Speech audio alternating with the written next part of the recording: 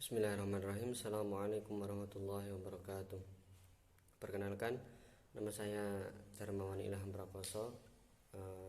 Di sini saya akan menjelaskan presentasi yang berjudul Integrasi Kurikulum Berbasis Kewirausahaan pada Pembelajaran PAI.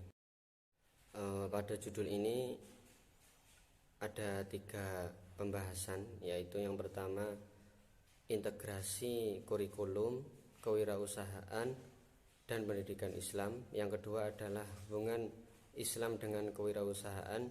Dan yang ketiga adalah contoh pendidikan Islam yang berwawasan pada kewirausahaan. Poin yang pertama adalah integrasi kurikulum, kewirausahaan, dan pendidikan Islam. Di sini dipecah lagi menjadi 3 pengertian besar, yaitu yang A adalah pengertian integrasi kurikulum. Secara terminologi, integrasi adalah pembaharuan hingga menjadi kesatuan yang bulat dan utuh. Sedangkan istilah kurikulum berasal dari bahasa Latin, yakni curriculum, artinya jarak yang harus ditempuh oleh seorang pelari. Pada saat itu, pengertian kurikulum adalah jangka waktu pendidikan yang harus ditempuh oleh siswa yang bertujuan untuk mendapatkan ijazah. Dengan kata lain, integrasi kurikulum adalah pembaruan atau penyatuan yang terjadi antara kurikulum yang ada terhadap mata pelajaran yang terdapat di sekolah. Kemudian yang B adalah ciri-ciri kurikulum. Menurut Nasution, ciri-ciri kurikulum terpadu atau integrasi kurikulum antara lain: A. Merupakan satu kesatuan yang bulat. B. Menerobos batas-batas mata pelajaran. C. Didasarkan atas kebutuhan anak atau siswa. D. Didasarkan pada pendapat-pendapat modern mengenai belajar. E. Meluangkan waktu yang panjang. F. Menggabungkan pelajaran di sekolah dengan kehidupan sehari-hari dengan pengalaman anak-anak. Yang G. Menggunakan dorongan-dorongan yang sewajarnya pada anak. H.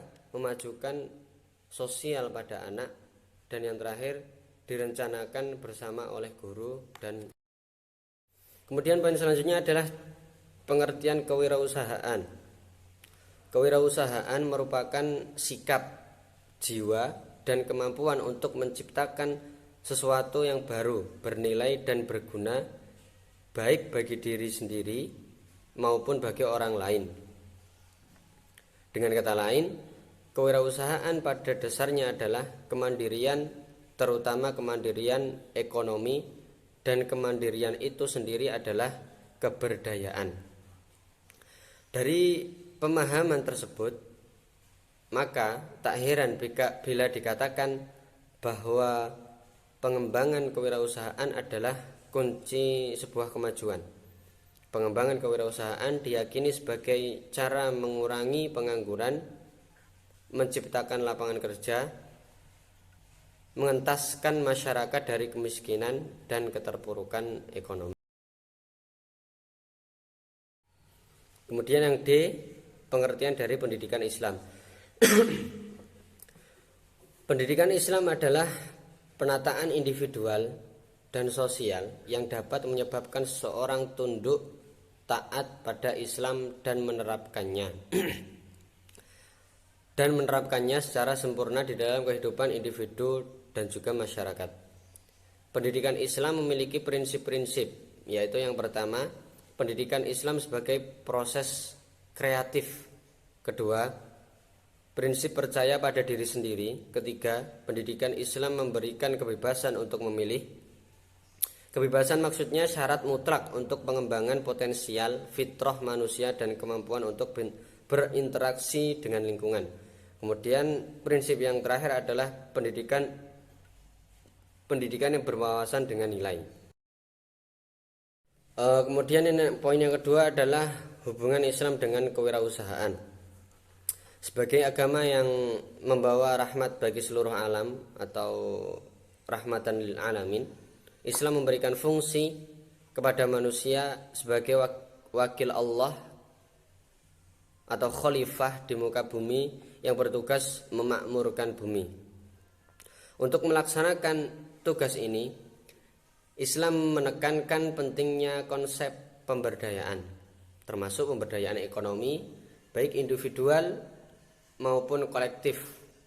Salah satu jenis profesi yang melambangkan tugas ini adalah kewirausahaan tadi, termasuk di dalamnya perdagangan, sebagaimana dicontohkan oleh Nabi dalam beberapa hadis. Juga Nabi memuji profesi ini dan menganjurkan umatnya untuk menjadi wirausahawan. Kemudian poin yang terakhir adalah contoh pendidikan Islam berwawasan kewirausahaan. Pilihan untuk mengembangkan pendidikan keterampilan adalah usaha para pengelola pesantren untuk membekali santri ketika telah menyelesaikan pendidikan agama di lembaga tersebut. Tidak hanya faham tentang agama, santri dituntut juga faham dalam bidang keterampilan ketika berada di tengah masyarakat. Sebagaimana pendidikan Islam di daerah Papua ini memperhatikan ketersediaan lahan dan juga kondisi kehidupan masyarakat Papua yang dianugerahi dengan pantai dan gunung. Maka pilihan utama yang dijadikan sebagai latihan tambahan adalah perkebunan, pertanian, dan perikanan sebagai modal awal santri untuk belajar berwirausaha. Keterampilan berwirausaha sebagai usaha untuk mendukung agar ketika santri kembali ke lingkungan asal maksudnya, dapat memperoleh bekal keterampilan untuk hidup di masyarakat. Dengan adanya keterampilan ini, maka peran serta mereka di masyarakat dapat lebih bermakna. Terlebih lagi, walaupun sudah memiliki kemampuan pemahaman keagamaan, ini akan paripurna kalau para santri itu mampu menghidupi dirinya sendiri tanpa perlu bergantung pada orang lain. Dalam posisi inilah pesantren memasukkan program wirausaha maksudnya sebagai bagian dari program pendidikan, sehingga akan menghasilkan lulusan yang dapat berkiprah bagi diri dan masyarakat sekitarnya. Sekian presentasi dari saya, kurang lebihnya mohon maaf. Saya akhiri. Wassalamualaikum warahmatullahi wabarakatuh.